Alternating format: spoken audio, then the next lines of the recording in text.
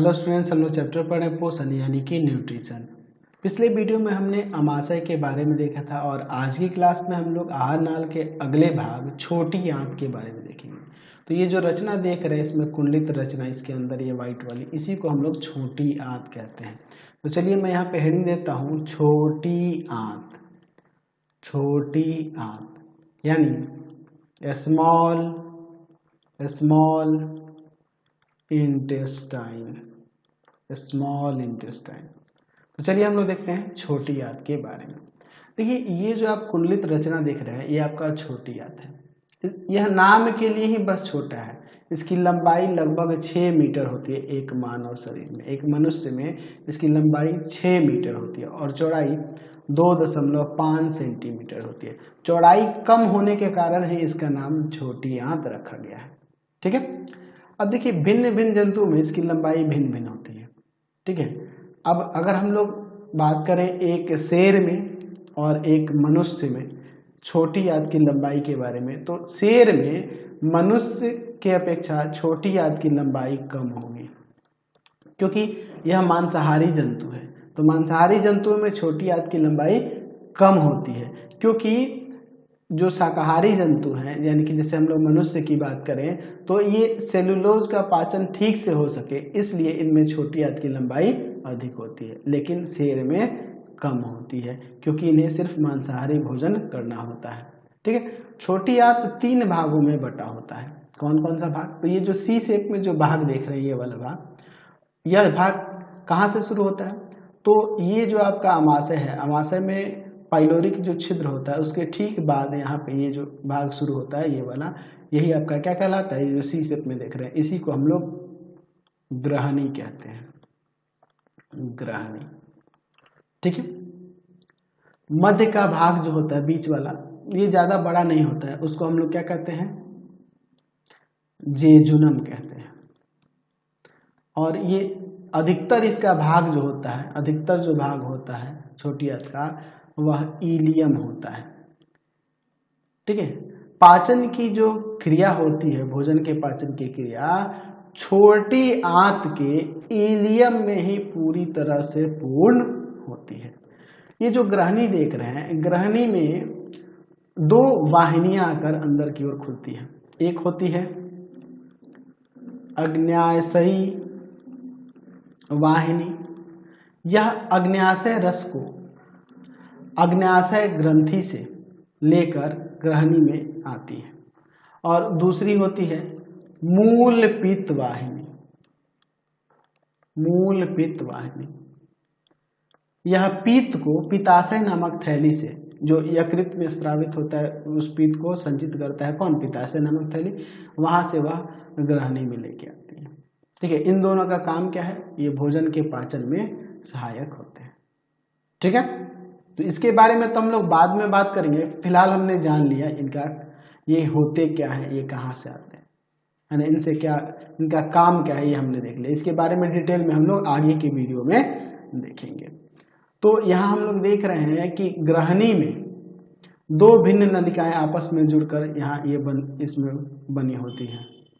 ठीक है। इसके अंदर जो इसके बीचों बीच ये खुलती है। ठीक है।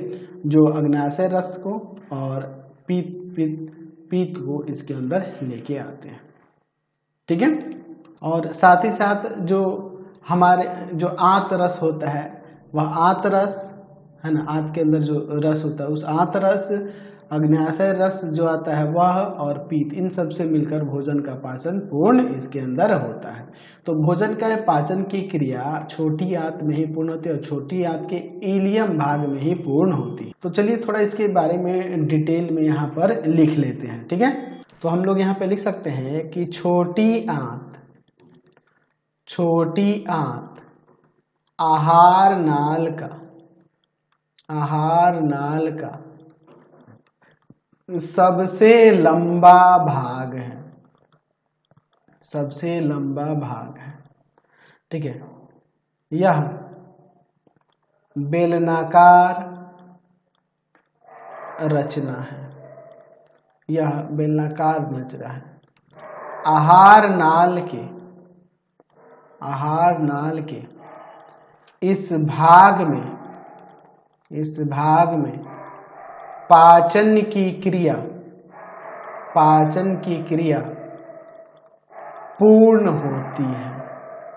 पूर्ण होती है। ठीक है। मनुष्य में इसकी लंबाई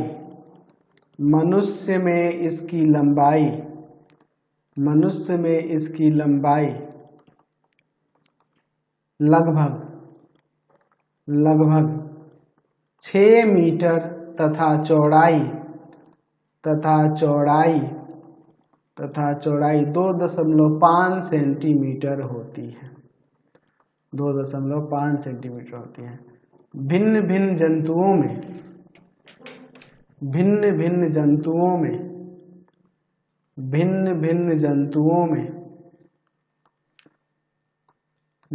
में छोटी आंत की लंबाई अलग अलग होती है।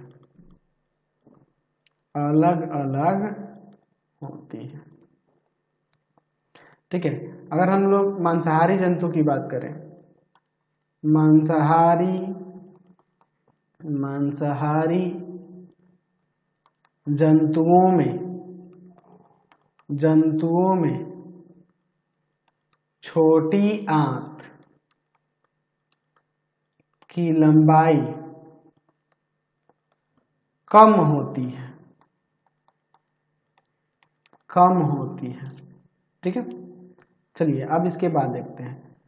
छोटी आंत 3 भागों में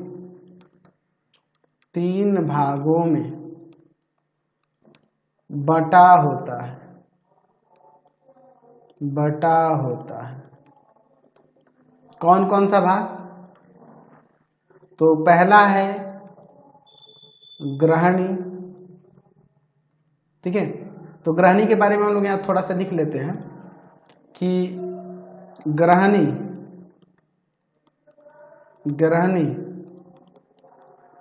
छोटी आंत का पहला भाग है जो अमाशय के पाइलोरिक भाग के ठीक बाद शुरू होता है।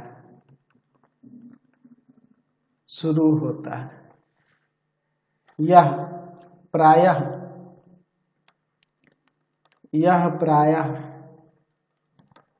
सी के आकार का होता है। इसमें क्या होते हैं जी? ग्रहणी में 2 छिद्र है ना जी। ग्रहणी में लगभग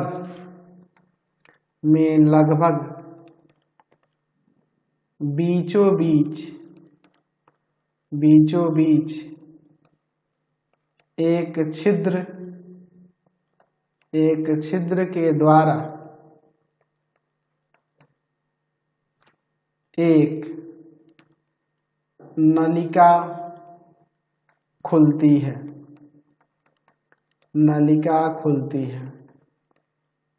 यह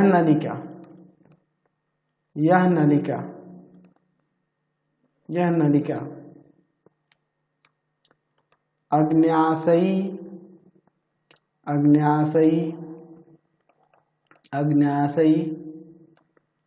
वाहिनी तथा मूल पीत वाहिनी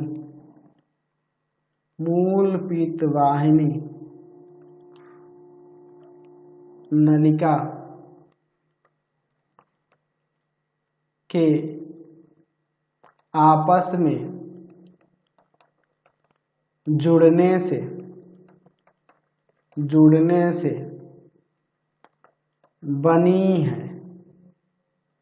बनी होती है या बनी है। ठीक है, समझ गए। चलिए अब देखते हैं दूसरा जो भाग है जेजुनम।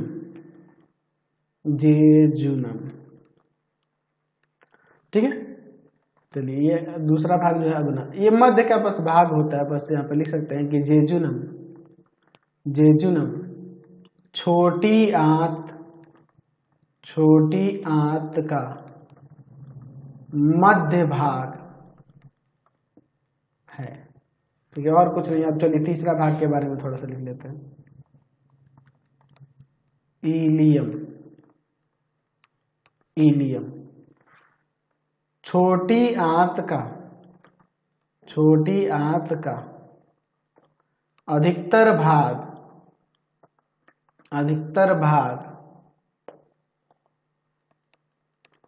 इलियम होता है। पचे हुए भोजन, या फिर ऐसे लिख सकते हैं भोजन का पाचन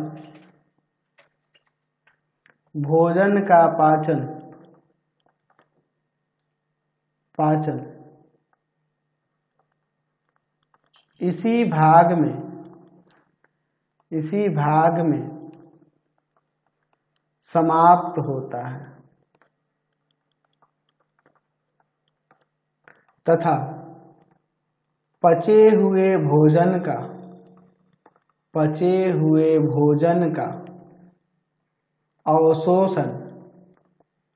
अवशोषण भी इसी भाग में होता है, अच्छा, छोटी आंत में कौन कौन से रस आते हैं हमें पता है। छोटी आंत में भोजन का पाचन किन किन रसों से होता है, तो पीत,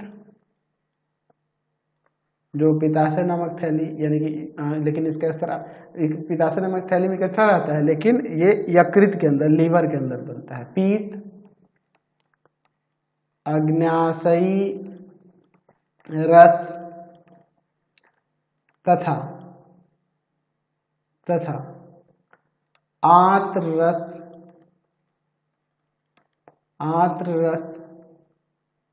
जो क्रमशः यकृत, जिसे लीवर कहते हैं, यकृत, अग्न्याशय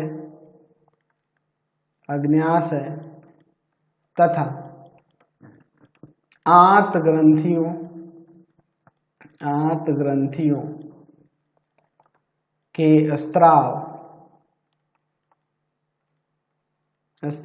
है की क्रिया से होता है।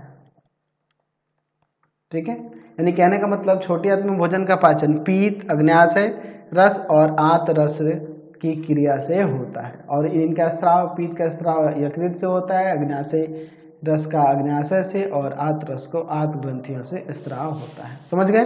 तो चलिए अब एक एक करके यकृत, अग्न्याशय और आंत ग्रंथियों के बारे में देखेंगे। चलिए अब हम लोग यकृत की बात करते हैं। यकृत यानी कि लीवर, यह सबसे बड़ी ग्रंथि होती है मानव शरीर में। ये लगभग 1.5 kg का होता है। यहाँ पे ये जो देख रहे हैं उदर गुहा के दाहिने भाग में अवस्थित, ठीक है, ऊपर की ओर, यही आपका यकृत है। लगभग एक मानव में 1.5 kg का लगभग होता है। ठीक है, इसके अंदर स्त्रावित क्या होता है जी, पीत स्त्रावित होता है, और यह पीत संचित कहाँ होता है, एक पित्ताशय की, यहाँ पे जो थैली देख रही है इसी के बगल में, ये पित्ताशय नामक थैली में इकट्ठा होता है।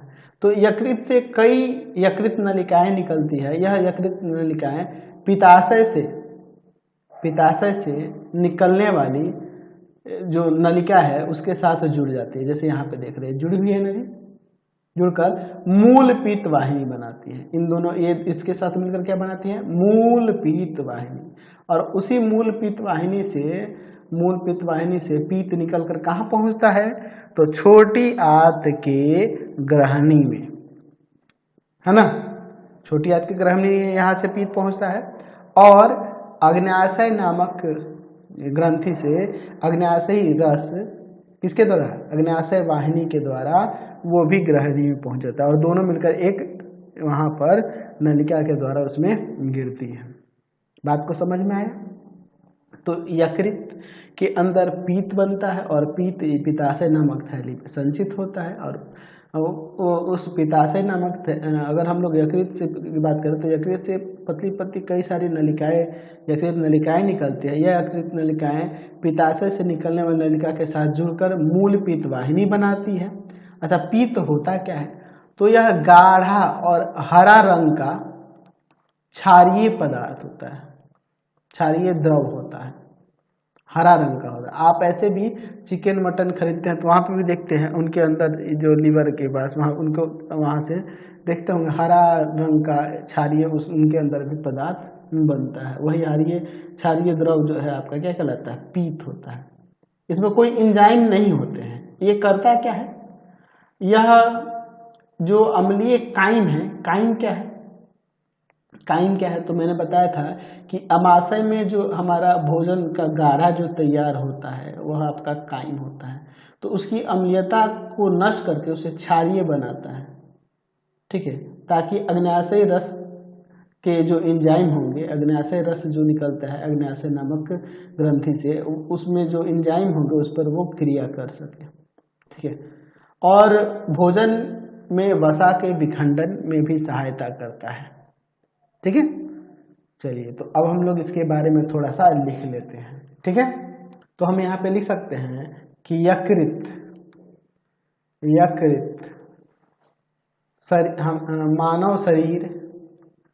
मानव शरीर की सबसे बड़ी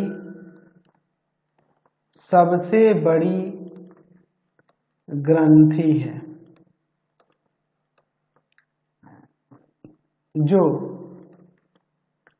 उदर गुहा के ऊपरी दाहिने लिख सकते हैं, दाहिने भाग में अवस्थित है। यह करीब 1.5 kg की होती है एक मनुष्य में, ठीक है। यकृत कोशिकाओं से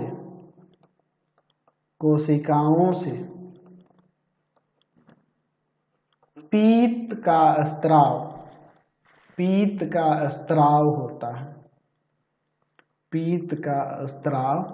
होता है, ठीक है। और स्त्रावित पीत का संचय कहाँ होता है? पित्ताशय नामक एक छोटी थैली होती है उसमें। स्त्रावित पीत का संचय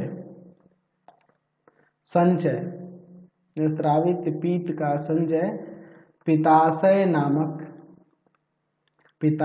नामक एक छोटी थैली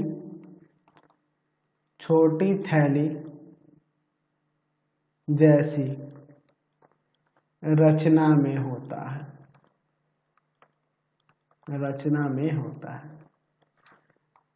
यकृत से कई छोटी छोटी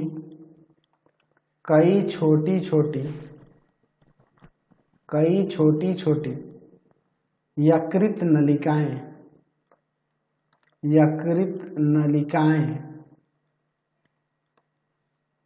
निकलती हैं।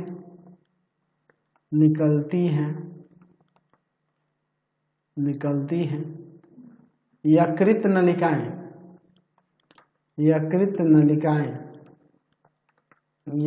नलिकाएं पित्ताशय से निकलने वाली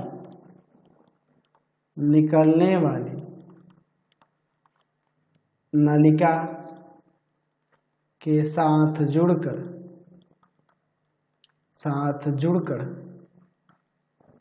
एक मूल पित्त वाहिनी मूल पित्त वाहिनी बनाती है, ठीक है। मूल पित्त वाहिनी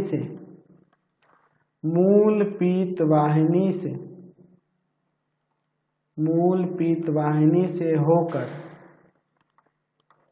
पीत छोटी आंत के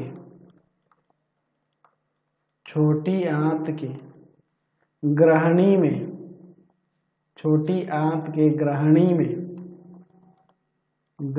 में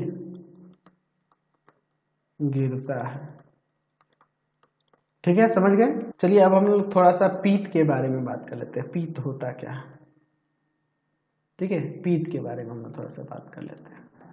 तो पीत गाढ़ा हरे रंग का क्षारीय द्रव है। लिख सकते हैं इसमें कि पीत गाढ़ा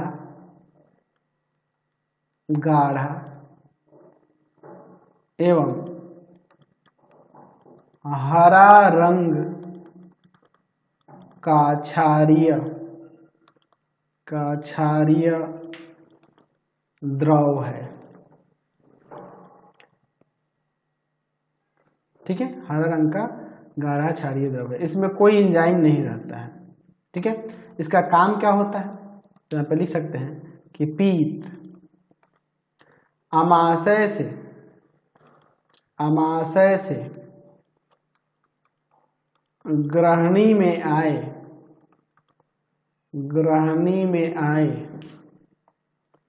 अम्लीय कायम को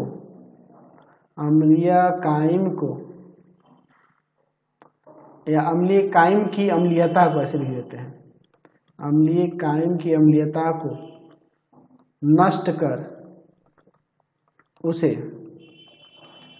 क्षारीय बनाता है, ताकि अग्न्याशयी रस के एंजाइम उस पर क्रिया कर सके, ठीक है। दूसरा काम क्या होता है इसका, लिख सकते हैं कि जो पीत होता है, पीत के लवणों की सहायता से भोजन के वसा का विखंडन, यानी कि एक तरह से कहें कि वसा का पाचन की क्रिया यहीं से विखंडन तथा पैसीकरण होता है,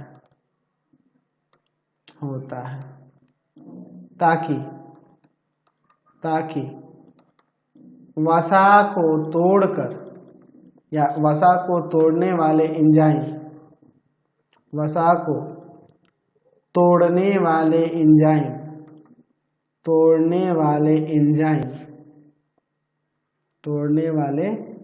एंजाइम उस पर आसानी से क्रिया कर सके।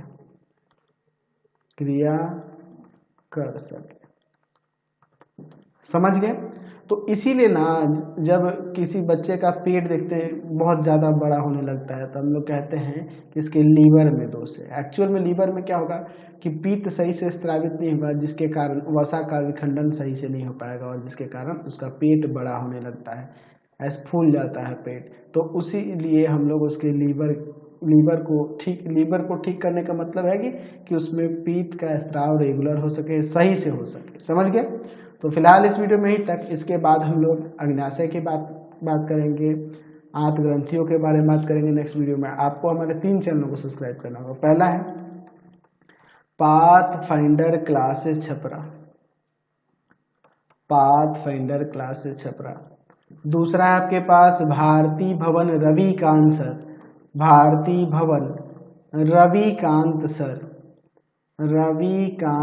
सर, और तीसरा चैनल है रविकांत सर के नाम से। तीनों चैनल को सब्सक्राइब कर लेंगे और इससे रिलेटेड वीडियो के लिए सीधे डिस्क्रिप्शन में जाएंगे। इससे रिलेटेड नोट्स के लिए गूगल पे जाकर सर्च करेंगे www.ravikantsir.in और यहाँ जाकर आप सभी क्लासेस के नोट्स और उनके PDF को डाउनलोड कर सकते हैं, पढ़ सकते हैं। इंस्टाग्राम और फेसबुक पे जाकर पाथफाइंडर क्लासेस छपरा को लाइक एंड फॉलो करना नहीं भूलेंगे।